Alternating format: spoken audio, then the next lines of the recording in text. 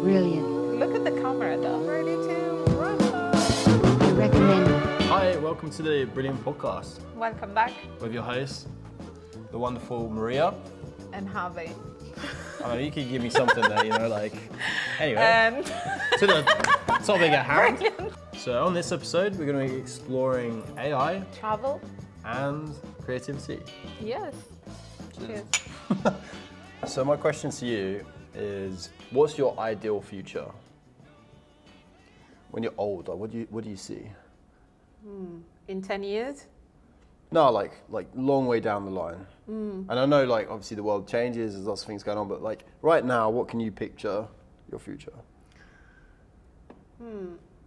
Like my amazing ideal situation will be able to travel as much as I want, but also to be able to buy a house and not be crashed down with the mortgage and, has a free ability to really be free with money and really be able to grow, have the resources to grow as a person, but also be able to have a family, have everything that I need to make this happen, and yeah.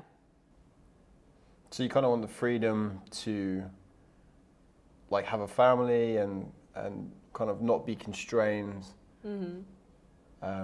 That's pretty simple. That's not like a complex future. That's pretty. Everybody surely wants that, right? What do you want? What do I picture? Yeah. No, I thought about this.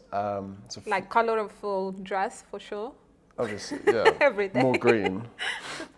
No, I thought about what I wanted, because I've never thought about my future ever. I'm quite floaty. I just float around, and when opportunities come up, I go, yeah, let's check it out, see what happens, and then that's kind of how I've got to where I am today. I've had plans and I've organised stuff within that, but genuinely when things have happened, I've just kind of jumped on it and given it a go. And I'm very free-spirited like that. But sort of, more recently I think I was I don't know, sometimes when I smoke, I go through have existential crisis, and I suddenly start questioning everything, what am I doing? What's happening? And I remember I had all these thoughts, and then I kind of just stopped. I was like, okay, let's actually think about this. Never sat and thought about what I wanted in my future. And it was just really simple. It was I was just picturing what I could see and what I really wanted. And it was I wanted a garden, a decent sized garden, where I could grow food and have I really want chickens. I think chickens are awesome. They're I remember I stayed at this hostel up in Cairns, and they had these battery farm hens that they'd adopted, taken from those battery farms, and they were just roaming around, scratching in the dirt, and they were funny to watch, and they were very wild, they kind of pecking and looking and very inquisitive and checking things. And if you're quick enough, you could grab one and just hold on to it, and it was cool. We didn't mind. It was just and you just stroke it, and it was kind of a bit like a cat. But the only problem is when they shit, it stinks. So they got to be away from the house, right? I pictured that, and not just the chickens, but lots of different animals. Even a beehive would be cool, so you could get your own honey, and I don't know. It's just flowers, plants. So a lot of stuff you can produce yourself and eat your vegetables. Yeah, the stuff you grew. Yeah, the taste can be, I think, insane, because I never, grow anything, but I have friends, they have. So back home in Italy is more common than here. So I used to, have something from them, and was magical, because sometimes we were cooking together, cooking from, and also while you're cooking, you also explain, I did this and I did this. You're learning as well. Yeah, it's really cool how, go into the process of it and you feel it when you eat it. Super fresh. Yeah, super fresh, but also have meaning. You know, is all your body is so focused on what you eat instead of like watching a movie or something on a screen while you eat, and you don't even taste properly what you Just put in. consuming as much as Yeah. possible. I grew mushrooms in one of the lockdowns. Mm-hmm. Not like magic mushrooms, like actual like what they call like oyster mushrooms. Mm-hmm. And they were big, that they grew really big really quickly. And it's kind of fun because each night you come down and see the difference in the growth. But then I remember the first time I like picked them and cut them up and cooked them, I almost felt like guilty. I was like, oh, I've killed it. I've killed this little thing that I just grew. And then I didn't actually enjoy it. I felt like guilty for me. After that, it was fine. You know, I got used to it. I was just like, yeah, fucking. But the first one, I was just cutting it. I was like, oh, you poor little guy. It took so long to make it. Yeah, it took so long. Fuck. But no, it tasted fucking good. Yeah, the appreciation, like, take a moment to eat you. Yeah, but some things, like mushrooms are cool because they grow really quickly, but some things take ages. I remember I grew spinach and like, I don't know, you get the bags of it from Woolies or something, right? And you think like, oh, it can't take that long, but they must grow so much of it because it does take, you know, weeks, like, I think 2 months maybe to grow like a half decent amount of spinach. Like, yeah. I think in Australia it feels, you kind of notice the seasons for the different vegetables and stuff a lot more because like in Europe, you kind of could get everything at any time. It was all similar priced. You didn't really see the fluctuations. Whereas here, you see the changes in the prices because it's out of season or whatever for different things. And yeah, like sometimes you walk in the supermarket and avocados are like $1. You know, they're super cheap and it's amazing. I'd buy loads of them. But then other times you go in there like $2.50. It's like, okay, right. Well, I'm probably not going to buy as many this week. You know. But seeing that kind of change in the seasons and what's available, yeah, I don't know. I found it very interesting because I never thought about it back in Europe. I don't know. It's a funny thing, but Yeah, it would be cool to have a land. yeah, land to like grow some stuff. But I mean, I won't go too far into it just yet. But like that is kind of what everyone had. You know, it's like it's almost like people had land available, and over time, like we're talking like hundreds of years back. You know, like the monarchy and stuff. Like the queen, you know, the queen or king now owns all the land in Australia, all the land in Canada.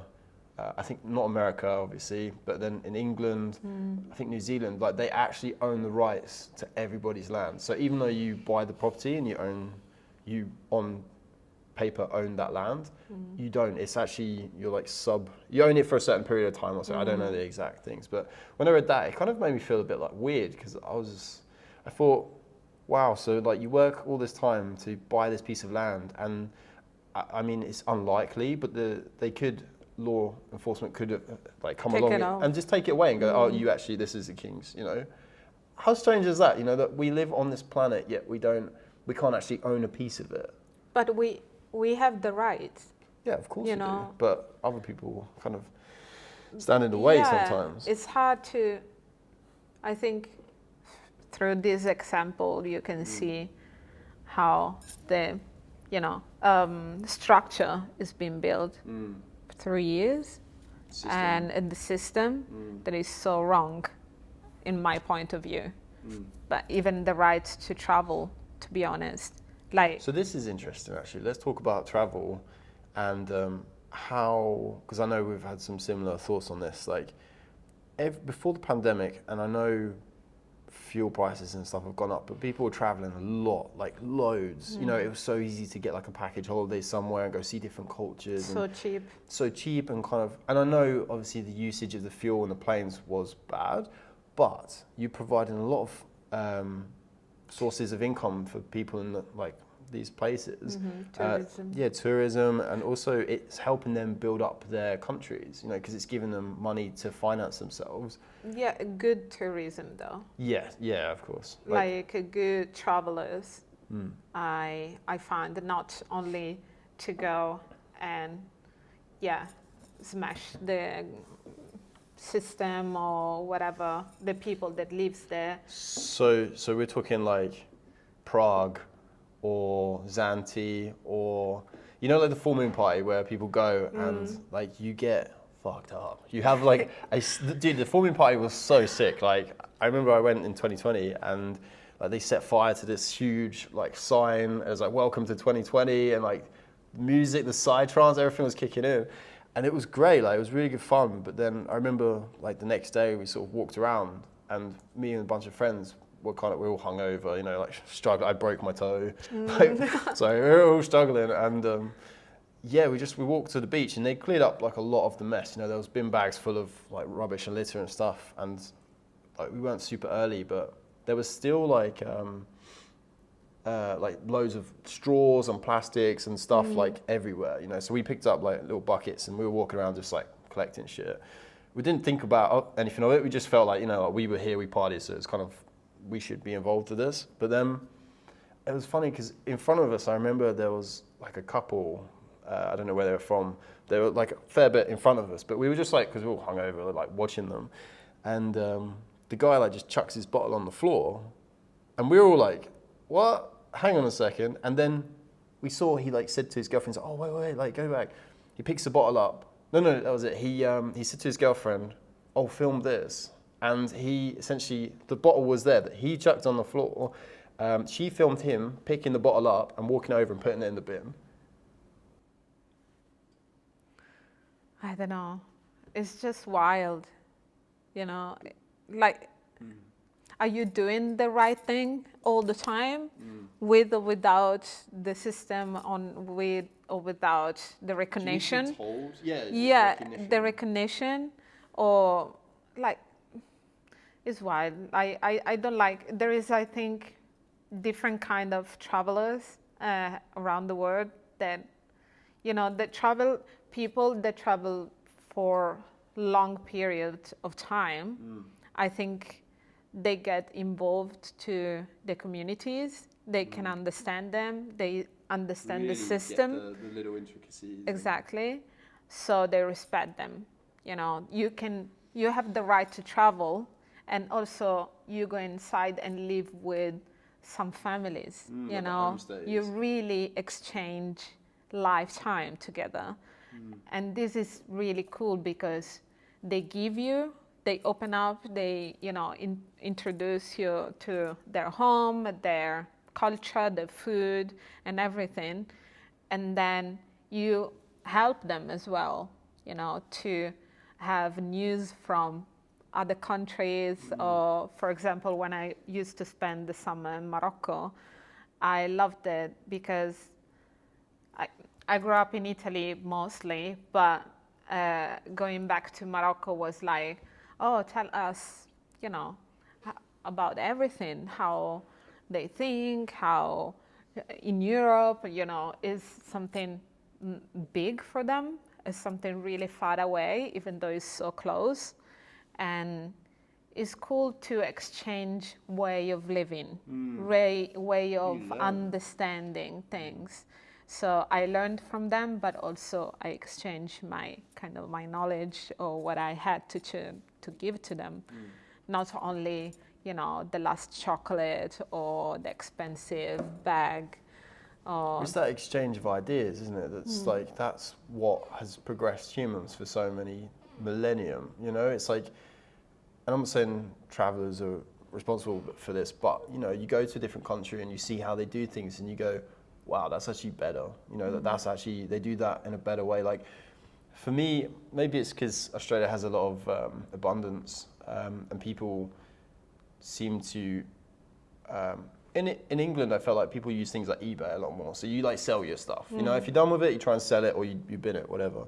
But here in Australia, I guess because of the nice weather, it helps. But people will leave stuff outside their houses that they don't want anymore. And instead of chucking it away, you know, people will literally recycle it there and then. Give it for free. Yeah, give it for free or like once a week or whatever it is. Like lorries come by and they just collect all the stuff that's left over. Yeah, and I don't know, I really like that because it's like, I don't need this, but you know, maybe someone else will get use out of it. And I think in England, we actually, like, fly tipping, I guess, is different, but you know, you're not really supposed to leave stuff outside your house.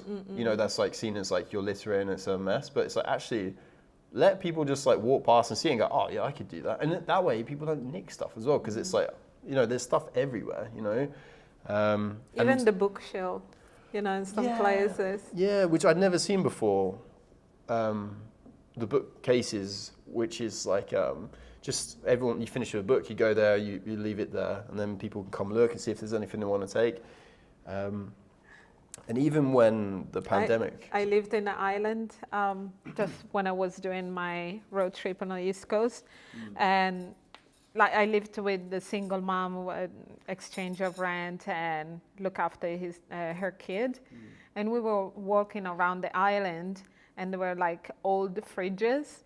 They were like painted on top. It was beautiful with some beautiful image. And you open the fridge and you have books.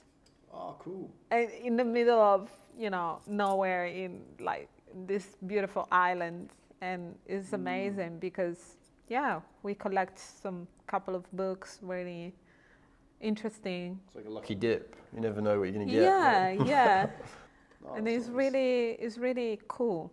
This, you know, kind of a connection through knowledge, through something that is very simple, but so many books being thrown away for no reason, I It's like think. the saddest thing as well when like you chuck a book away. You know, like who wants to chuck a book away? Like, Yeah, never. Like, why? yeah, I think that's for me. Like, I love the Kindles. You know, like, I love reading on the Kindle and that. But I find it's a shame. I'd love to have a bookshelf with Yeah. all my books. You know, like just to like, I don't know, kind of not show off. You know, but it's like this is what I'm into, and anyone comes around, they can go, oh, can I borrow this? And you're like, yeah, sure. Yeah.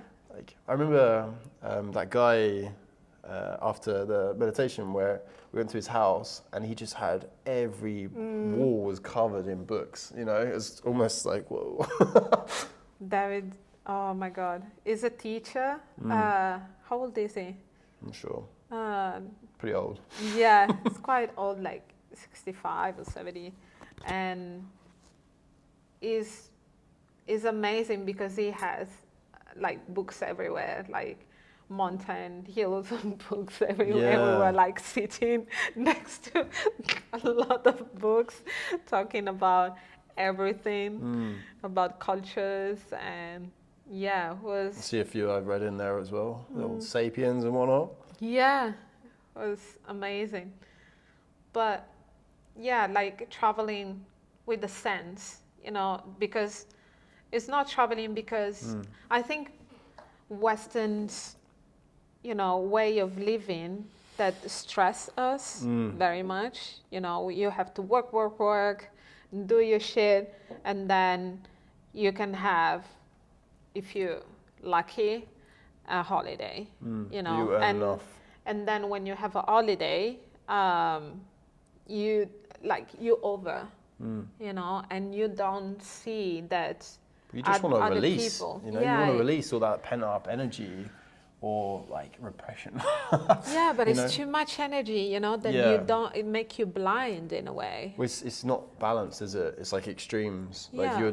you're pushing yourself so hard this way with working and grinding, and then this side where you're just completely letting loose. And I think for me, that release of energy is why I used to do a lot of sort of festivals and stuff. Yeah, and alcohol. I've been drinking like crazy when I was teenager. You know, not even like last couple of years.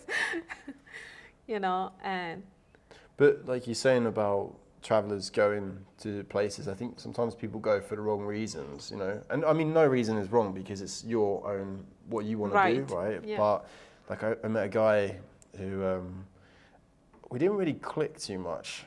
But I said to him, I was just like, why did you come traveling? You know, like what was your reason? You know, like tell me more, you know? And he was like, girls. He's just like, I come to the other side of the world for girls. I was like, is it that hard back home? You know, like, I don't know. But yeah, but for him, he was so like, no, that's why I'm here, you know? And fair enough, you know, like fair enough, I get it. But I think he needs to look deeper into why you know, the reason he's not looking for girls back home is maybe he's unhappy. You know, maybe he's not meeting the right kind of girls because who he hangs around with or the way he sort of presents himself or whatever. So he's come to the other side of the world in the hope to attract girls. And I don't know, it's just, I don't know, I think you don't need to travel for that. Yeah, not only for that, at least. Yeah, I mean, you meet somebody cool, but like, Jesus. But that, like, you go to these places, and that's why I love culture, and that's what sucks so much about sort of the past couple of years, because I haven't been able to explore too much. And like, I love going places and just seeing, especially history, you know, and you see like the old structures, and you're like, wow, they built this however many hundreds of thousands of years ago, and it's still standing. And I don't know, it's just that mixing of culture I feel is so important, and I think it's kind of, without us really paying attention to it, it's been taken away from us. Because, like... I think also is a creation. I think we lost the ability to look forward or creating and be in a passion state. You know, when you're passionate about something, you have infinite energy. You cannot sleep, basically. I have a friend that she likes what she's doing. She's a lawyer. And even during the pandemic, and she loved the place that she worked in. She was, you know, very, very involved and everything, that she almost crashed her relationship because of that, because she loves working. She loves what she's doing, and of course she has a lot of recognition and everything, but I don't know, I like painting, and sometimes I'm going in a state where there is like peace, you know, like your flow. I'm thinking, yeah, I'm in the flow. It's like a wave, you know, and it's really cool because it's keep on going. It's infinite. And I think we should go. Do you get annoyed more in that direction? When you're in that state of mind and someone's like, oh, hey, can you do this? Or this? Or hey, what are you up to? Isn't it the most annoying thing? Yeah. Just like, please, let me enjoy this. Let me just fight. That's what, yeah. Especially when I'm editing video, for me, it's the same kind of thing. And just if someone's like, I edit with the headphones, someone wants my attention. Hey, what are you up to? And they're just interested as well. It's like, yes. Yeah. But yeah, no, I think being able to get into that kind of flow state is so important to really exploring creativity, or even just ideas, you know. It's like when you get stuck into a really good idea and you're just like, oh, I want to see where this goes. And you just keep going, and then the time just flies past. You almost see the light change out the window, you know. And also, I think as groups and like collective groups, we need those kind of excuses, if you want to call it in that way, to come together. You know, friends or even random people want to help, want to be there for you. They want to see you shine, you know, grow, and really be in your element. You know, like really. Well, this is where you can tell your friends from who's actually your friend, right? Because some people, I feel, get jealous, you know, and it's when they see you enjoying and doing what you are working hard at, you know, and you're achieving stuff and you're doing what you want to do. I think some people almost get a bit envious, and because they don't see it in themselves. They cannot have it. Kind of unlocked it because they haven't explored. Exactly. You know, it's always, you know, like you're projecting your own feeling on someone else. And yeah, I think, but the friends that look at what you're doing and they're really genuinely happy for you, they're like the best friends, you know, they're the people you want to be around with. And I think it's important to be able to navigate, you know, like don't keep rubbing shoulders with people that are kind of holding you down a little bit, you know? Yeah, I feel like I had moments of struggling, and I've been surrounded by people that weren't struggling. And I was like in different state of emotions, and was really hard for me to really see myself in a happy place. Was really, really hard. But I try to see, this is my journey. This is yours, and I'm happy for you. Of course, I wish to be there in the same space.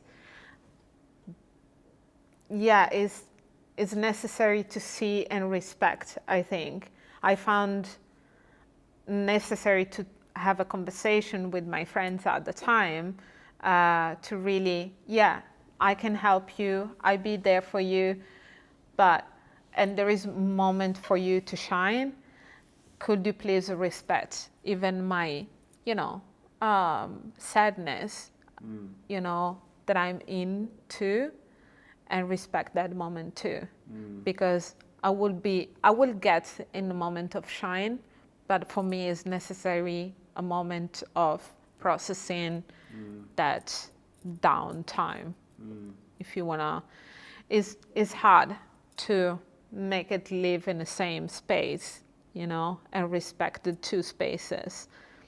And we need both. I think we need to understand to live in the same space of discomfort and, happiness and, process of creativity and all these things, not cut off on labels, on fear, because I think the space of shine take advantage of space of, down and sadness, because it's still always improving, itself. Plus, it's like positive energy, right? So when things are good, everyone wants to be around that. But when things are not so good, and like people struggle or you feel kind of down or whatever, sometimes it's hard for people to be around that, because it's almost like their energy comes down as well. So, like it's important to help people when they are down, to like bring them back up. But I see what you're saying about giving them space. It's just giving a space of letting be, and also I found that I'm there for you, but you have to ask me for help. Yeah, I'm not helping you anymore. Like I'm not helping you without your concerns. Like I can help you, but you have to allow me to help you. Otherwise, I'm not wasting my energy on a wall, basically, because you pushing, like making this wall, and I'm not pushing a wall. I'm waiting until, you open the door, okay, let's work together. If you wanna uplift yourself, you wanna shine, you wanna laugh again, you wanna connect again. Because I think in a space of anger or depression or everything, I think it's necessary to tell this person that is struggling that we are there for you, but the person has to know that start from him. Yeah, and I think you don't always want to provide solutions straight away. You want to let them talk and let them get it out, and then if they ask you your advice, you can give it to them. But I think if you go in straight away and start telling someone what to do or how to live, they can almost like resent you a bit, or they don't listen. They've got to seek. It's like protection. It's fear, like it's too much. I'm closing up. You're judging me in a way, even though you love me, but it's hard for a lot of people to accept love, or something genuine, even. You have to work on yourself to open your eyes, open your heart to really receive it. Otherwise, it's wasting time for who is giving and who is receiving. Yeah. I don't know about you, but I've had it where people, or particular people, would come up to me with their problem, over and over again, same problem, and you tell them, you say, hey man, like, this is what I would do. You know, I suggest maybe you look into doing this, and they go, yeah, I know. And then they just keep repeating the same pattern. And then after a while, I just lose interest. I go, you know what, I've tried to tell you, I've been patient, I've given you my time, and you still won't listen to me. So it's on you now. You need to go away and really look at yourself. And Yeah, it's very delicate because it's easy to step in a way of hating the other person.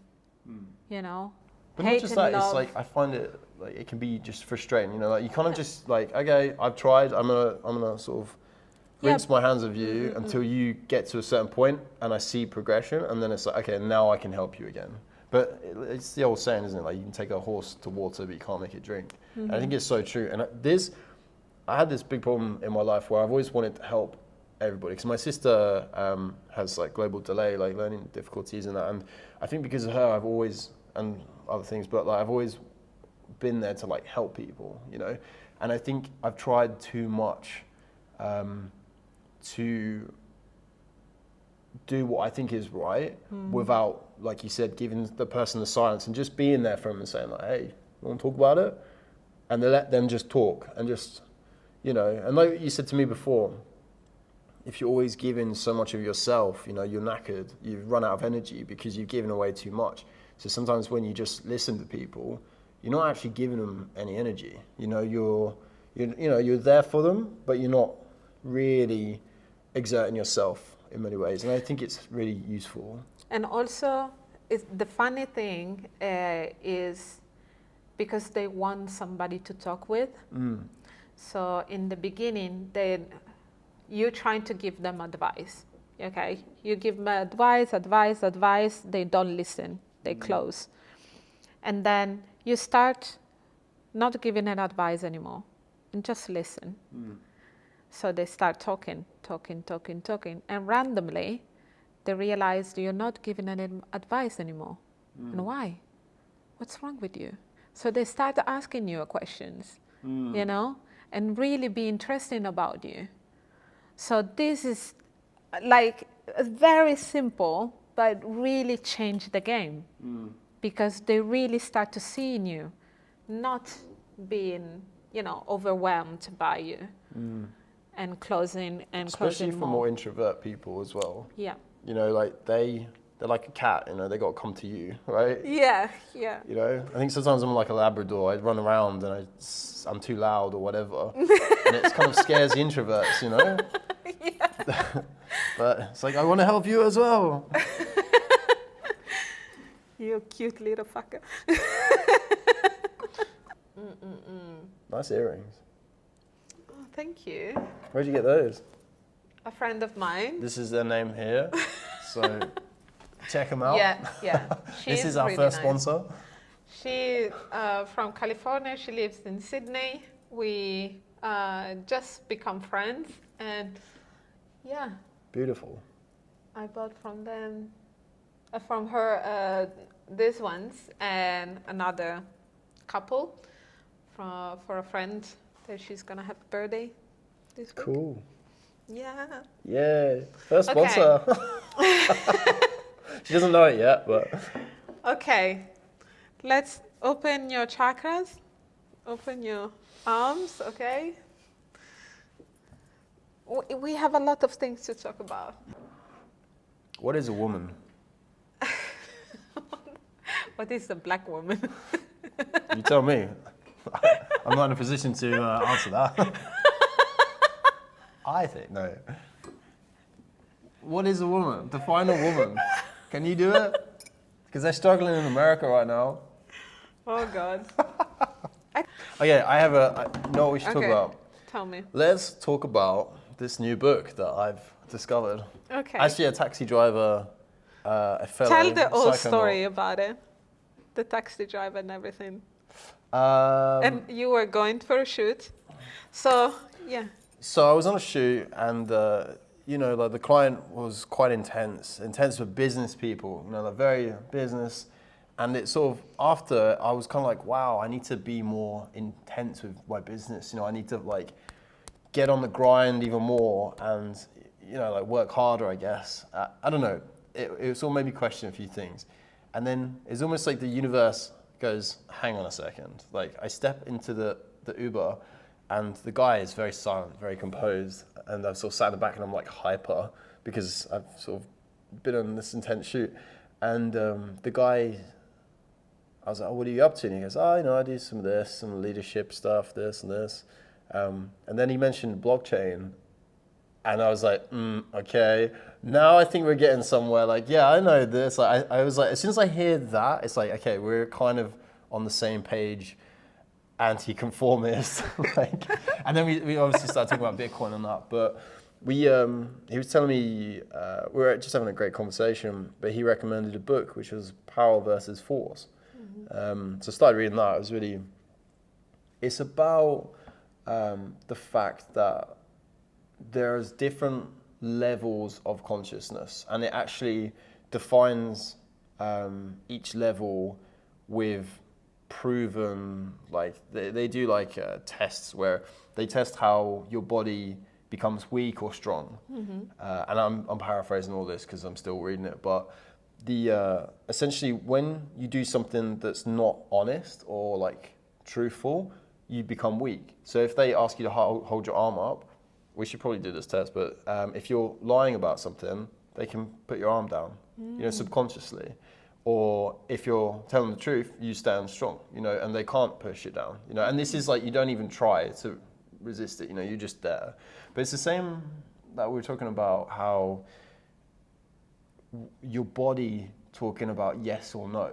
So what is your body's response? Like in your head, you say yes or no, like, do you want to do this or this? And you go, yes or no, but your body actually gives you signs of Right. Yeah, like yes or no. So for me, it's like if I want to do something, my body will lean in, towards. If you ask me a question, my body responds in like a keen way. Whereas if I don't want to do something, my body on its own like leans slightly away, and before I've even thought about the question or whatever it is, my body's given a reaction, and that's like some subconscious, like you can communicate with yourself and like work with yourself as well. Like he was telling me about his girlfriend held up like a gummy, like a weed gummy, and she holds up a full one, puts it to his cheek, and she goes, "Is this too much for you?"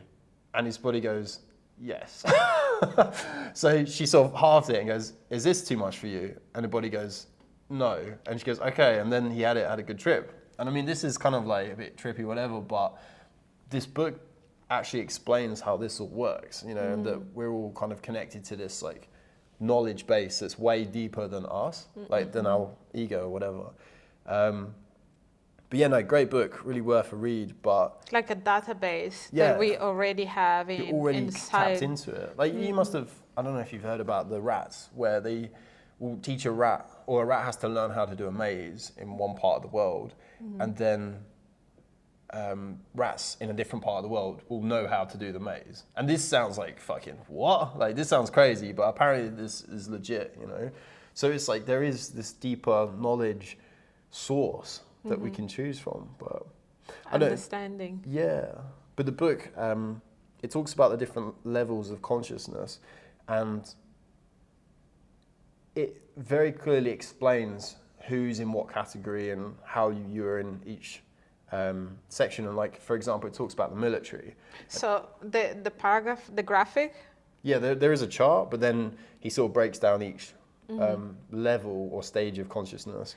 Because I started reading as well, but I'm not that deep as you are now, and started from shame to alignment. Yeah, so it starts at the very bottom, so like the darkest emotion, all the way through to like the pinnacle of what we can achieve. So the base level is shame, and obviously there's nothing worse than shame. That's what causes people to commit suicide, through shame, and then I guess you go up to guilt or whatever. But, in this kind of shame, hopeless, these sort of stages, there's no energy. You have no energy. You're just kind of like a zombie. And like I see it with people on like depression medications and stuff. They're on this depression medication, and it almost makes them even lower because they have no energy. You know, they're like fucking zombies. And yeah, okay, maybe they don't feel depressed, but they have no energy to There is something get to a that higher point. Yeah. drain the energy down. And the book, it talks about why addiction occurs. And essentially, addiction is people try a substance. You know, they're depressed, whatever, so they try a substance to try and experience something else. But say ecstasy, you know, a very strong drug, even in small doses, you take it, and you get this like euphoria, this like absolute like bliss. But the bliss is within you. It's already a state of consciousness your body is capable of achieving. The ecstasy just shows you it. It essentially cuts out the lower vibrations and levels of like the feelings. It almost like masks them, so you don't see the lower ones. You only see the higher ones. So people see this and they go, "Wow, I feel amazing," you know, like. And I've done it before, and you know the colors are brighter. You know, everything is great. You kind of like forget about your shit, and you just feel like super lovey. You know, you want to be warm with everybody, and then over time, obviously, it wears off, and then because you've been so high, you go through a slump, and that's when you get the calm down. And that's where the addiction comes into place, because you've experienced this higher state of consciousness in yourself. But you think it's the drug, you know, you think the drug's got you there instead of, and I guess it's like a shortcut. Instead of doing the work to get to this higher point, you know, it can take, you know. And can maintain over time. Yeah, it's like a quick fix, but then you crash. But people are actually addicted to the higher state of consciousness that they've achieved in themselves, you know, and that's why you keep doing the drugs, but then the drug never gives you the same level of high because it can't, you know, it's then down to you to put the work in to, you know, like build something of yourself, like be the best person you can. It's like, you know, you grow as a kid and in one day you're like 65 years old with all the knowledge and enlightenment and everything. Yeah. And you feel great. Yeah, this is really cool. But what is the process in the middle? What is the life? What is the experience, you know, to get there and fully embrace it? And yeah, now I definitely can see why a lot of people are addicted to drugs. And also... Can you blame them? I think drugs are not bad in a sense. Is really necessary to, you know, open up kind of a space to really see something new, something different, and we can take the knowledge from there. But also we have to create something in our reality. We cannot be in a state of, you know, being high all the time, even though... Yeah. Like, my experience, I used to party a lot in London, you know, I had a great time. My friends used to get us into all the big VIP parties and stuff, and it was amazing. But, like, I didn't feel like I ever really progressed or did anything, you know. I don't know, it was weird. It was good fun, but that was it. It was just fun. Whereas now I'm a bit older, I think the way I see drugs is, like, they are tools. Like, you know, we drink coffee because we need to be more alert. Like, the drugs are a similar kind of thing. And especially with psychedelics, I think they open more doorways to help you think about problems you've had, but in different ways. You know, and like, sometimes it can be scary because you don't know what you're going to get shown, and sometimes you don't want to face those problems. You know, you want to just tuck them away, but then this kind of veil is lifted and you have to face it. Otherwise you have a bad trip, and you'll keep having bad trips until you face the problem, think about it, and then suddenly you feel, you know, you feel taller. And so that for me is like how I kind of think of drugs now, is just they're tools. We watched that thing recently on Netflix. How to Change Your Mind on Netflix. It talks about psychedelics, and also it's really cool because talks explain very much the history about psychedelics in different, in Western society, but also in other tribal communities. So, and how, the system, government, they've been, Regulation. regulated and change it and use it for, psychotic people, people that really needs help, and I think we didn't really achieve a state of really helping, mental illness, in a state, in a way, Yeah. because I think not only the drug is, or, the psychedelic is really necessary, the environment, and What, to take the drugs or? how to take the drugs Yeah, and how yeah. to Set and be setting. and guide the person through it. This is what makes me fascinated about it. Well, I just think there's so much potential there that, we're clearly going through a mental pandemic. Like people are struggling, a lot of people on medication. Like it's no wonder there's so much going on in the world.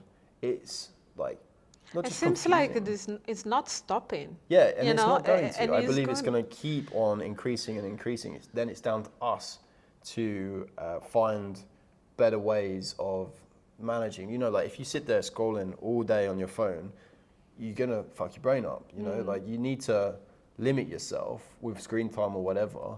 But I don't know, I feel it's overexposure to everything, and it's no wonder people are, facing these kind of mental troubles. Yeah, and during the pandemic, especially kids or teenagers, and parents also, they've been working a lot. They've been struggling because they lost, companies or job or a lot of money, and they still going in that system that is not stopping, and as much as we trying to be happy, we're not getting in the good dimension.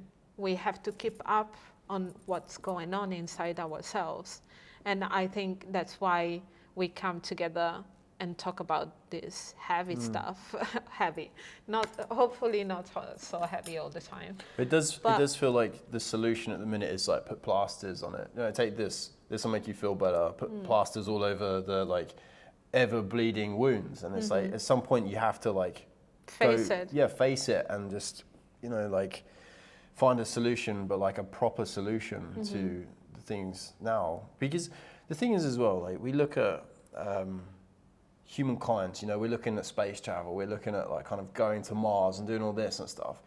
But like I couldn't think of anything worse than us leaving this planet without fixing ourselves. Like we're going to go to like other planets and colonize them and like traumatize, like we're still feeling traumas from like 2,000 years ago, and we're like going there and just abusing aliens. Like, come on, there's got to be a line. No, we like, cannot do we that. We can't. Like, and I don't think we will be allowed to leave the planet properly until, we face our own demons, from however far back. I watched a thing recently, and the guy was talking about like 12 generations of the same trauma.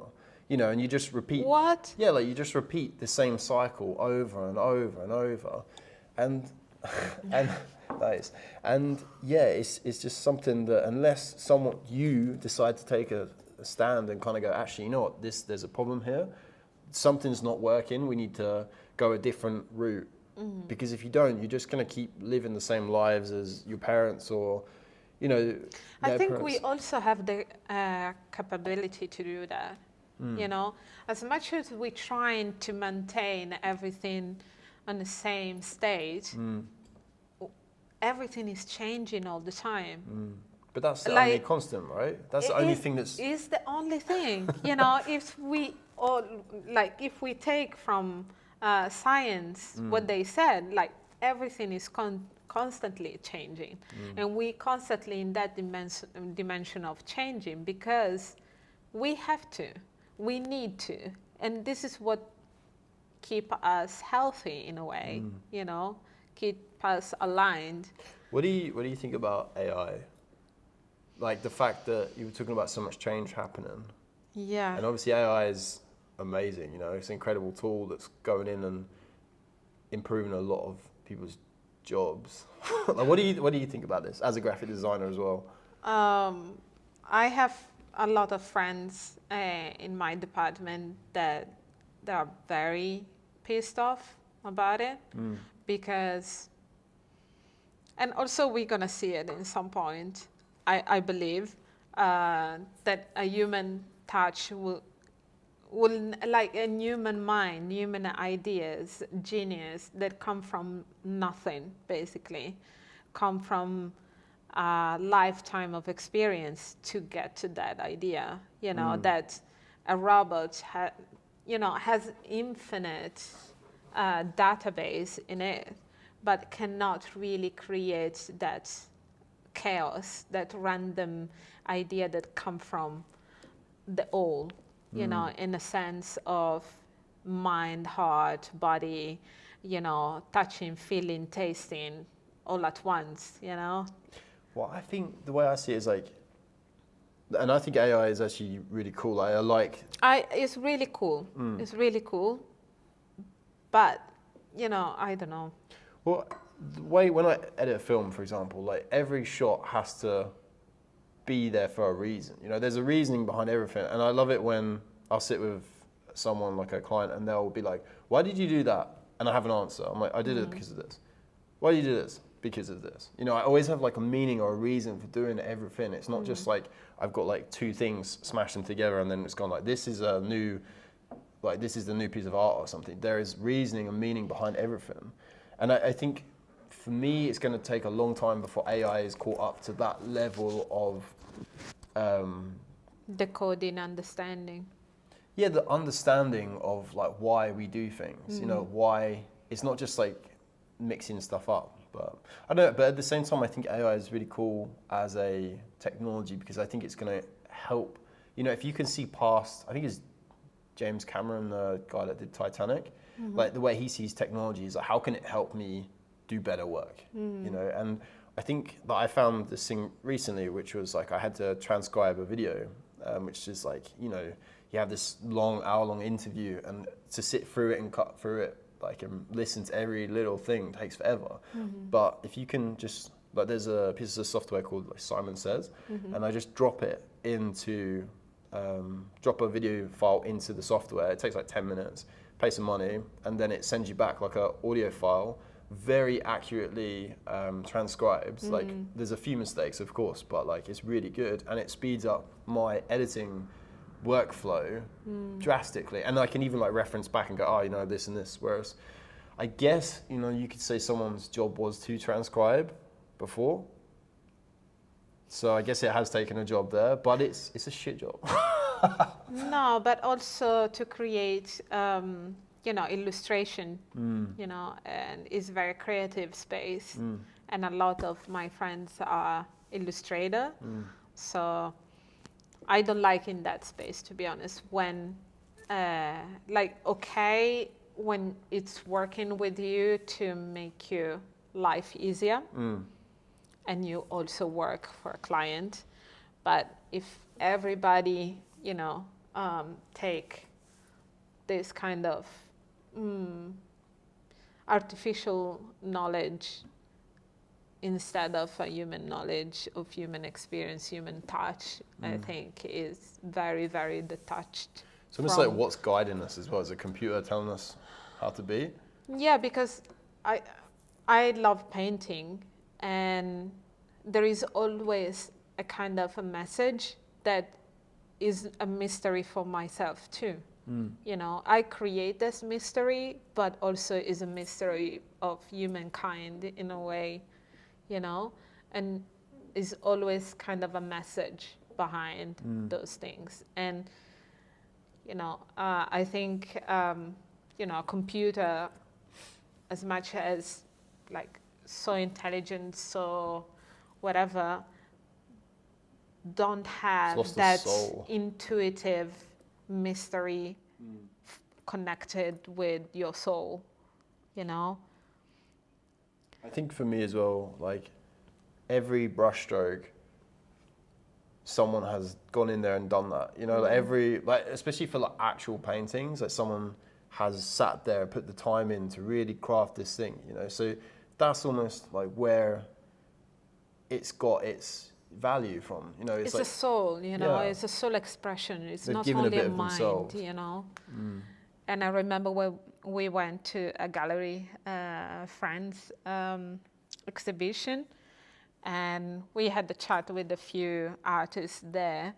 And I loved this artist because he was like scratching on the back of the canvas and then put the paint and like close it and use the scratch from behind, do you remember?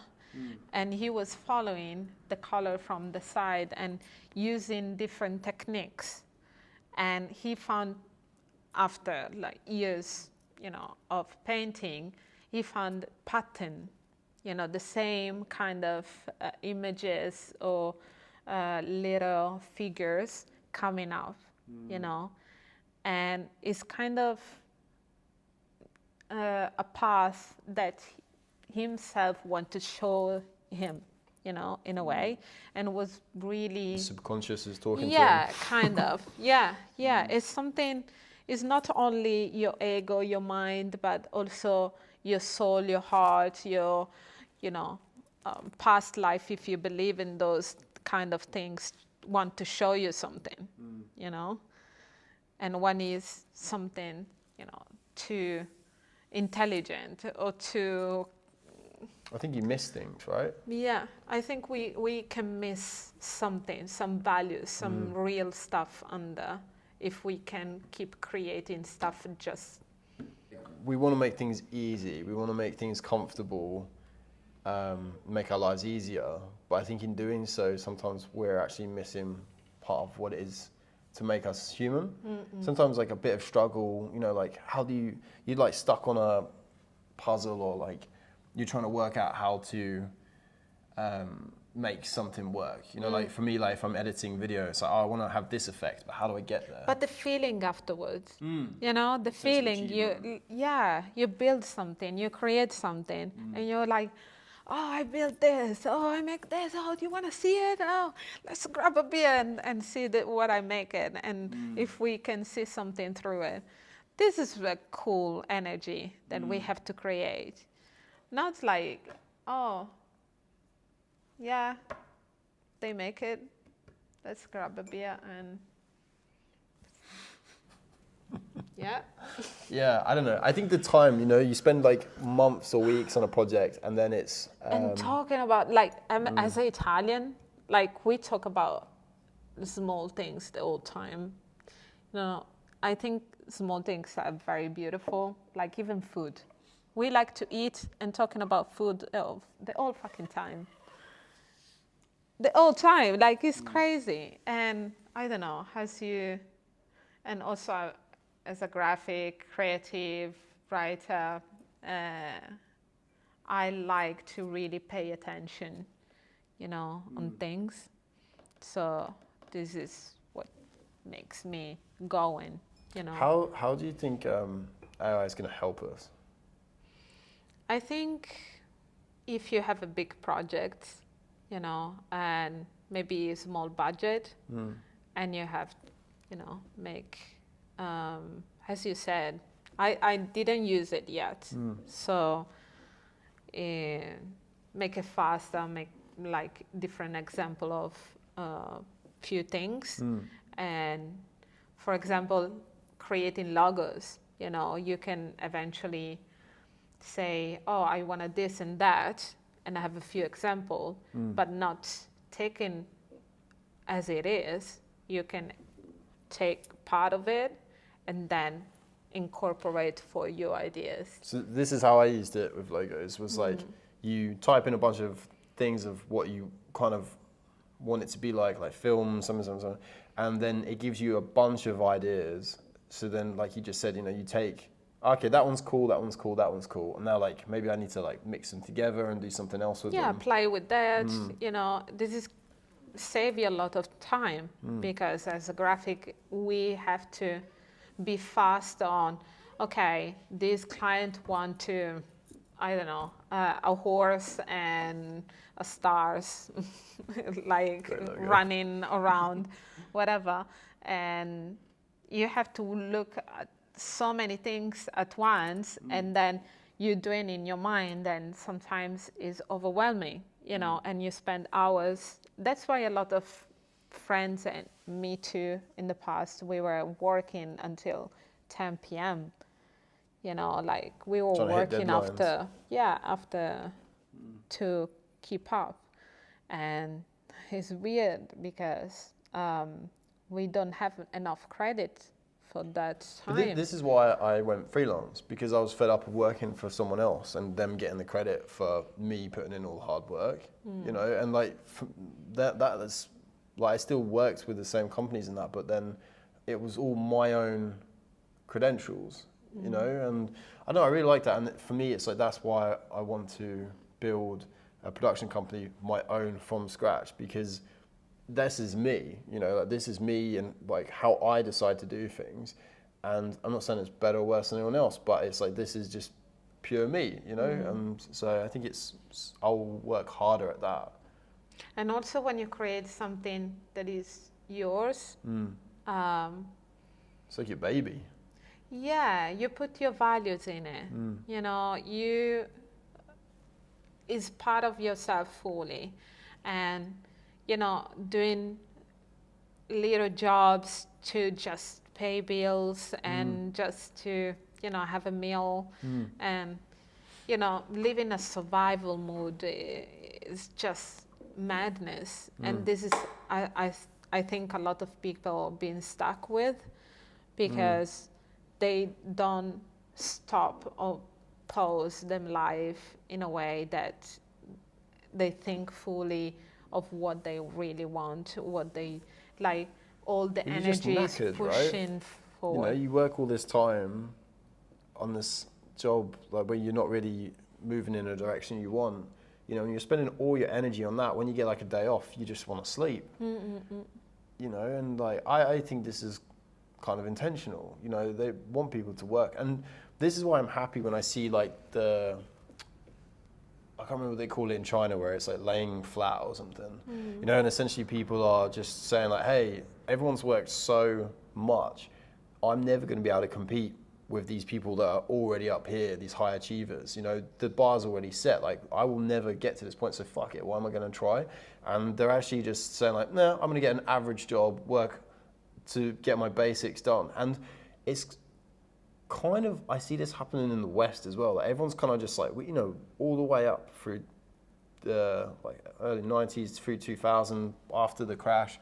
You know, like everyone's been working so hard, and then after the pandemic, everyone had time to be at home and just like do what they do, like just focus on themselves for a bit, you know. And for me, like I know governments are pushing us to conform and be a certain way, you know, and follow the rules and all this stuff, but then I think they actually opened up a can of worms with the pandemic, because so many people, like so many of my friends were growing stuff. Oh, mine too. You know, like they were just like exploring, like, how do you entertain yourself, you know, when you can't do anything? And I think the powers that be have kind of like shot themselves in the foot, because now they're like, they got this population that doesn't want to do what they want them to do. Yeah. And they're still trying to force it. And I don't know, I think at what point do people just ignore them? You know, how, if you can't be violent or whatever, you know, how else? You just don't conform. If someone asks you to do something you disagree with, don't do it. You know, like just go, okay, or make it as difficult as possible Yes, please. for them. And to the point that the person telling you to do this stuff, they get annoyed and they're just like, oh, fuck it. Like they quit their job or whatever. Because at the end of the day, you know, like We are human. we're humans, you know, we're animals, really. Like, you know, we have needs, you know, we've got stuff we have to do. You know, we also need to enjoy our lives.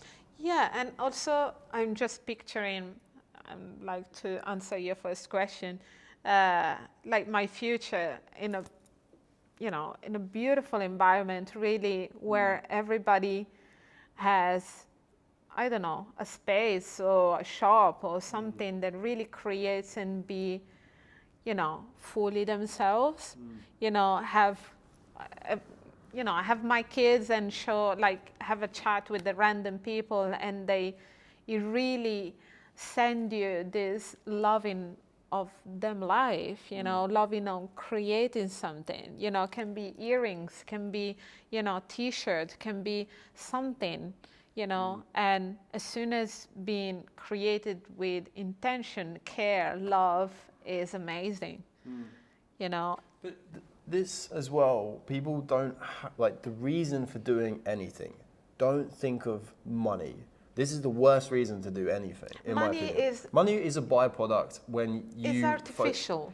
Yeah, but when you like do something you enjoy and you do it well, people see that you do something well, you know, and that's when the money starts coming, you know, and, you know, then it's up to you whether you want to grow it or keep it small, you know. But I think this is where small businesses are really crucial to any successful society, you know, because you build the community, everyone gets on. There's nothing better than like walking down the street and you see people you recognize and you say hello, you know. What a nice thing to experience. And I think, yeah, like that's a future I want as well. And you know? also make me want to support, you know, like I think we lost a little bit of believing that the community will support you. You know, because we're not attached, we don't have these big communities anymore, or like not everywhere. Not in the cities. Not in the cities. No. But if you really, you know, step out of fear, stepped in, you know, risk everything for what you want to do for real, and you're going to see so much support around you. And it's wild because when you shine finally, really want to stay next to you all the time and support you in somehow, you know. I found I have this, you know, I give it to you for free.